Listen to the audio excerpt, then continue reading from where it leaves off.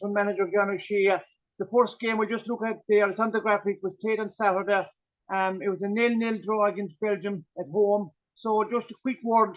I suppose first of all, in the team line out, I was delighted that Sammy Smollett from Blackburn Rovers, that was the big thing I took from it, was selected and played in the game and played quite well. So what were your thoughts on the draw first?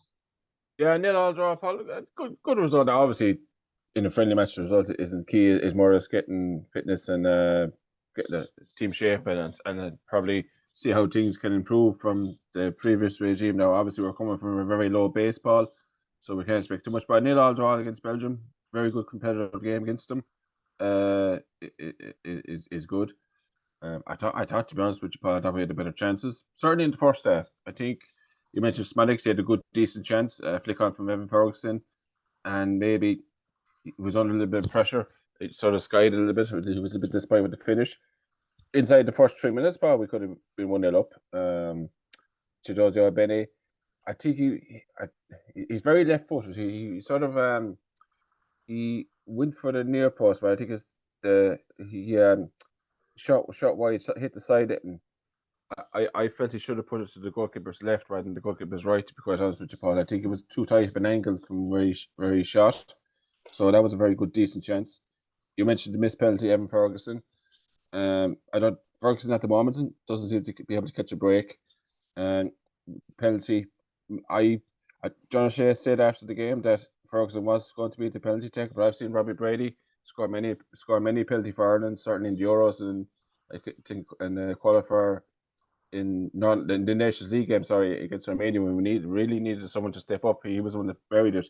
So I'm surprised that Robbie Brady didn't take the penalty. Now, I know he has been away from the international setup for a while, but he's still playing club football. So I would still think that he'd be a very good bet for a penalty. But Evan Ferguson stood up and took it.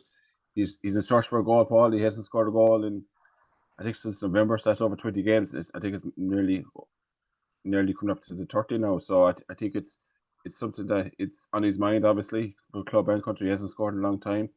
This was his chance, and unfortunately he slipped, and he didn't make good connection with it. The goalkeeper saved it. It was a very poor penalty, and he had a very good, decent chances for second half as well, Paul. There was a good cross. Forgive me for forgetting who crossed the ball into him. Good cross. I think he misjumped the header. If you get me, he was on his sort of way down when he made a connection with it, and it sort of went way over the bar. And it's those little things about our sort of other striker. You could clearly see he's not a confident player at the moment in his finishing. At club level, he's not starting either as well. Sometimes he's coming on the bench. When he's starting, he's coming off.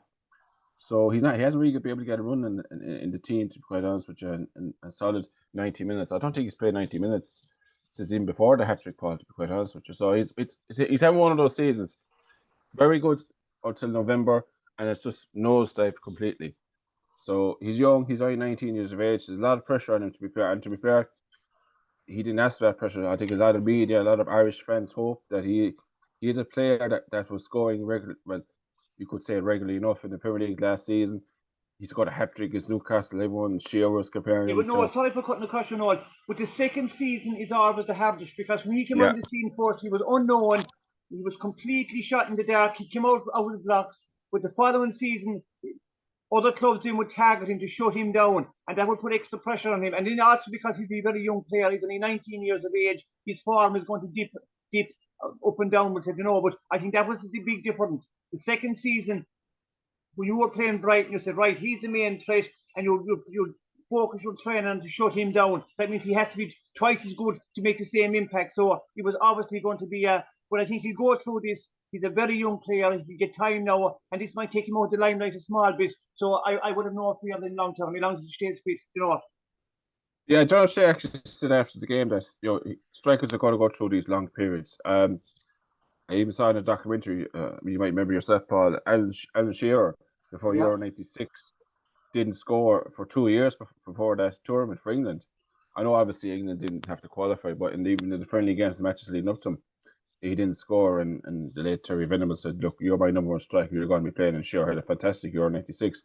Now, I'm not comparing with the Shearer before anyone has a goal or anything like that, but I'm just saying very good strikers in the past have gone through periods for club and sorry, just country. you reminded me. There was a great story told. You remember the great Jimmy Greaves back in that 60s, the greatest English striker of all time. There's a very funny story told. Yeah. He said one time I had a drought of goals scored, and he said it was very hard. It was the worst 15 minutes of my life. I said, but that was just a small aside because he was an outstanding goal scorer, the greatest goal scorer I would say in England soccer. But go back to Evan Ferguson. Yeah. It's just as you said. I think the media. I think everyone started to put a lot of comparing him to Harry Kane and stuff like that. I think it's too soon for all that sort of stuff. I think he just needs to learn his trade, as they say. He's only 19 years of age. He was linked with England. There was a lot of hype about it, and of course, obviously, when there's a bit of those type of form, people pick up about it. But look, he's his game against tomorrow now for the Republic of Ireland against Switzerland. He probably will start again. You would hope that he can get a goal, or at least set up a goal, assist a player, and actually play well. Like I think the one thing as well that people are noticing, he's not probably playing as well as he can either. Even though he's not scoring, he's probably not contributing as much as he would like himself. And look, you're your own biggest critic. Like his job is to score or assist or to play well for his club and his international team. At the moment, he's just gone through one of those periods. It's just been an extended period than what he would like. But look, I'm sure he'll come good. But the talk earlier on the season I had when Jim and others, I think we did a preview, and I said if he kept up the form, clubs will come in for him. Now, I don't think this summer. I think I would totally against it if to leave Brighton this season. To be honest with you, Paul, I don't think he should go. Now, to be honest with you, he's probably not even one of Brighton's best players at the moment. I'm not just saying at this particular moment in time, but I think he should stay put where he is for the next season, and for definite. I don't think he should move anywhere. I think he should calm himself down at Brighton, get back into the team, start scoring a few goals for Brighton, and then maybe 2 seasons time, maybe if there's an offer comes in. What about Kevin Smollett? Did he make an impression in your opinion? Made a very good impression, Paul. I think he was excuse me, he was lively. He's a player. He played with confidence. Had a very good, decent chance. I thought for his first international cap, I thought he did quite well.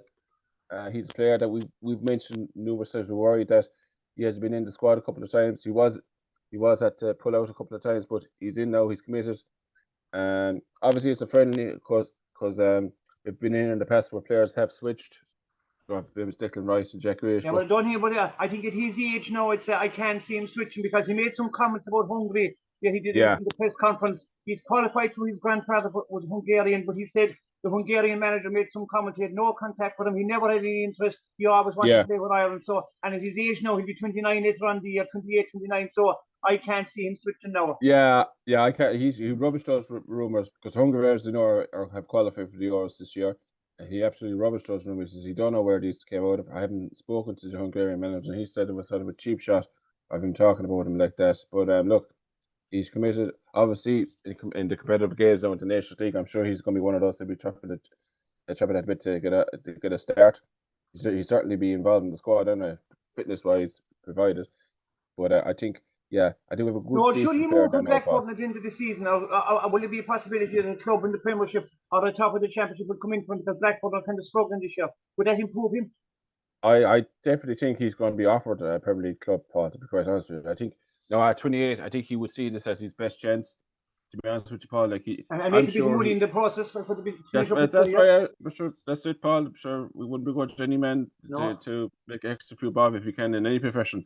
But look, I think he will get the offers, Paul. And Blackburn, if a good offer came in for Blackburn, I would say something like a Palace or maybe one of the London clubs, I think would suit him. I think he likes as a number 10 or as a striker. He likes that sort of role. I think more expression types of football. You know what I mean? He likes free flowing football. Players with good attacking type of a player. I don't think you in the past, Paul. If we think about the teams like Burnley under Dyche might suit him. I think he front foot is what area of the pitch and the sort of style play so he'd be used to. So I think he'd be. And also, sorry, before we move to the Belgian game, I'm sorry, John O'Shea, the temporary manager, he put Kelleher in goals to start instead of Bazuna. And Kelleher now is playing with Liverpool. The Liverpool regular keeper is out, and Kelleher is the first choice for Liverpool at the moment. Is that the reason why, or what you're talking that? I would say it's a big reason, to be honest with you, Paul, because Bazzuno's done, although his form has been a bit of a worry for me when he's been in goals for Ireland. To be fair, he's never really let Ireland down, really. Um, he's been number one. There's been no massive mistakes, shall we say, to not start Gavin Bazzuno. But the reason I think Keller got the start is because he's playing week in, week out now at Liverpool. After Easter now, Paul, how long is that going to last? Because I think Alisson was due to be back around Easter or the week after. So give it 2 weeks. I would say Alisson will probably be back in goals again. You know, he's one of the most expensive goalkeepers in the world. You know, Liverpool aren't going to put him on the bench when he's fit. So say come now, I think there's friendlies in the May start I forget exactly when the friendlies are. Before the European Championships. Anyway, there's 2 of them. It'd be a big decision if Kelleher's not playing week in, week out, and obviously Bazzuno's number one is Southampton. Will the new manager, whoever it is, John O'Shea, whoever's been linked with the job, will they? Sorry, just before we move on, just look forward to the game against Switzerland. I believe Switzerland, who have also qualified for the Euros, but they don't. I think they don't have a full choice team for what I can make out. But they're a strong enough team anyway. So just choose tonight, I'll say. But just to play a quick word on that preview, just to look forward to that game. What are your hopes? But yeah, I would hope more of the same. But no, obviously, John O'Shea said there's going to be changes. Now, obviously, we're recording this Monday morning. We don't know exactly in terms of injuries or like he said there will be changes. I don't know how many exactly, but I think he'll try and maybe start as many players as he can from the Belgium game. I thought Coleman did well. I thought Keller will he rotate the goalkeepers? That'd be an interesting thing, Paul. Will he give Keller the first game and then Bazzuno the second game? We never know. And I like this. Spadix hopefully will start or get more game time. I like to see Mikey Johnson. I got some game time at the weekend as well. He's in good form. He seems to, ever since he left Celtic, he seems to be a different player altogether, Paul, to be honest. He's doing very well at West Brom at the moment. He's scoring wonder goals. Any goals he might see online, he doesn't look the same player. Sometimes it's strange moving from a club to a different club and can either release the player or another time it can take the pressure off. He's in a new club, he can come in. And of course, in Celtic, there's fierce pressure in Celtic, even though it's very in-house, intense pressure because Celtic and Rangers are the one city, but in West Brom, it's a one city club. West Brom in the championship, so it just might suit him itself. Yeah, I'll give you an example of that. Another Irish international, Shane Duffy, found it a very hard time up in Scotland. He went on loan there for 1 season. I think he won the cup with Celtic, but he didn't have a good season and came back and played very well at Brighton that season. I think it was one of Potter's last seasons, if I'm not mistaken. I think now eventually near the end of the season he did lose his place, but he looked a much better player, funny enough, playing at Brighton than he did in Scotland, and you would think the level in Scotland would be lower. But like you said, the pressure of playing for Celtic for a lot of Irish players and other players in general, Paul, can be very, very high. And get back to the game, Switzerland, I'm not sure exactly in terms of their squad themselves, Paul. Jack plays for Switzerland. He's a very good player for Bayer Leverkusen. He used to be at Arsenal. I'm not sure exactly is he available or not. He may or may not be. I think a lot of clubs will pull rank. Like for example, at Belgium, just go back quickly to the game with Belgium. Kevin De Bruyne is only just recently back from injury from Manchester City, and I'm sure Man City and Pep pulled ranked on that one that he wasn't going to be involved in the game at the weekend. Yeah. And I don't think he's going to be involved in the game against England tomorrow night either. So he wasn't in the squad. So there's definitely, it's a bit of a shame, Paul, where clubs always pull rank. But in March friendlies in particular, it's the run-in now. So they're not going to, any hint at all of an injury, or it doesn't have to be an injury, like shall we say. So just before we finish up this section, what you thought, I know it's very hard to call this a game against. Yeah, what are you hoping for the game against Switzerland?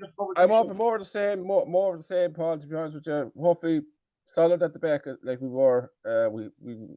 We limited Belgium to very little. I think probably more emphasis midfield, Paul. You know, that's something that we're crying out for, a creative midfield player, and more good play from midfield is what we need really. I know Josh Cullen got man of the match at the weekend, but Josh Cullen is more of a whole A to B types of defensive midfielder types. We need, that's something that we have to find some sort of a way to get more creativity from midfield, and hopefully against Switzerland we can do it. I say more of the same, Paul. I'd probably, I say we'll say probably 1-1 draw. I think John O'Shea has the team set up very well. It's more, you could say maybe conservative, maybe compared to Stephen Kenny, more practical, shall we say, more balance between defence and attack. But still Still, though, I think we're good enough to get a draw against Switzerland, to be quite honest. So it all depends on what squad Switzerland have and the team they eventually put out. But I fancy us to get a draw at home tomorrow night.